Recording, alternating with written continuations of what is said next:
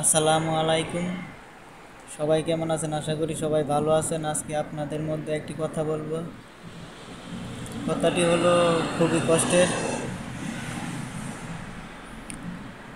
আমার সাথের কিছু লোক পুলিশে ধরে নিয়ে গেছে। গতকালকে কাজ করতেছিল, তো তাদের আকামা ছিল না। 8-10 জন লোকের আকামা ছিল না। তার মধ্যে কয়েকজনের আকামা এক্সপায়ার ছিল, আর কিছু লোকের আকামা ছিলই না, তারা একদম নতুন ছিল। 3-4 মাস হয়েছে আইসি দেশ থেকে, বিদেশে, এই সৌদি আরব।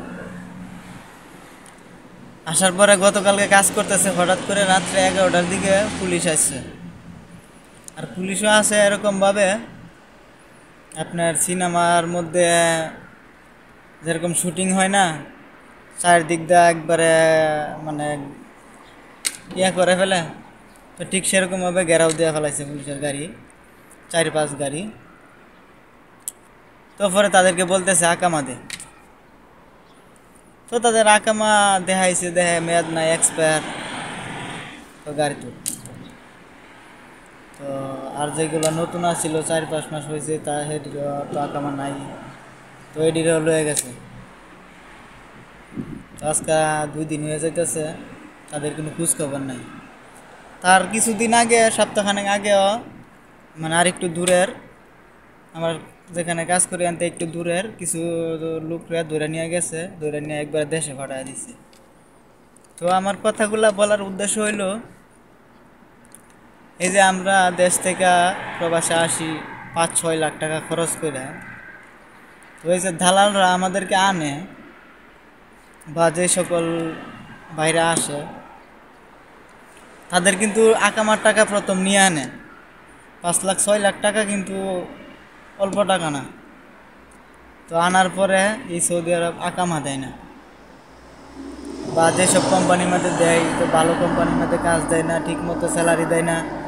এই সমস্যা না একটা সমস্যা আছে এই সবার। তো এখন যে লোকগুলারে ধরে নিয়ে গেল, তাদেরকেও তো দেশে পাঠায় দিবে। তো এই যে তারা অতগুলা টাকা খরচ করে আসলো, এখন তারা দেশে চলে যাইতে হবে। তাদের জন্য খুব কষ্ট লাগতেছে আমার, কারণ আমার পাশের রুমে থাকতো বা কাজ করতো আমার দোকানের সামনেই তারা। তো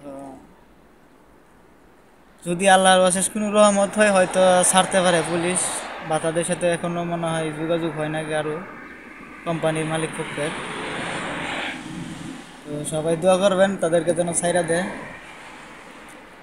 আর তারা দালাল, তোমরা ভাই মানুষের ক্ষতি করো না। এই যে মানুষগুলারা এখন দেশে পাঠাইতেছে, এখন নিল 10-12 জন, তার আগে নিল আরেক জায়গা থেকে 8 জন। এই লোকগুলা দেশে যাইতেছে, বা বিভিন্ন জায়গা থেকে এই লোক ধরে ধরে দেশে পাঠাই দিতেছে সৌদি আরবে। এই অবস্থা খুব খারাপ একটা অবস্থা সৌদি আরবে চলতেছে বর্তমানে। যারা আছে তারা হয়তো জানে। তো সবাই একটু দোয়া করবেন তাদেরকে যেন আল্লাহর অশেষ রহমতে পুলিশে ছাইরা দেয়। আর দালাল, তোমরা মানুষের ক্ষতি করো না, পারলে মানুষের উপকার করো, নাই তো মানুষের এত ক্ষতি করো না। যে লোকগুলারে ধরে নিছে, আমার সাথে তো চলাফেরা করে, আমি বুঝি তাদের অবস্থাটা হয়তো এখন কোন পর্যায়ে গেছে।